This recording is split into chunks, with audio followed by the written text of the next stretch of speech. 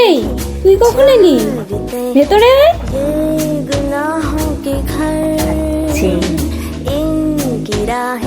এই কি রে, কি করছিস? রক্ত? ইঁদুরটা বড় জ্বালা ছিল। কি রে, কি খাচ্ছিস? সস নাকি? হ্যাঁ, রক্ত মানে? মা তুই গাছে কি করছিস? দোল খাচ্ছি। হ্যাঁ, এখান থেকে এত দূর আমাদের সিলেবাস, আমাদের এতটা কভার করতেই হবে। এই কি করছিস? লাইট কেন অফ করছিস? কি রে? এমনি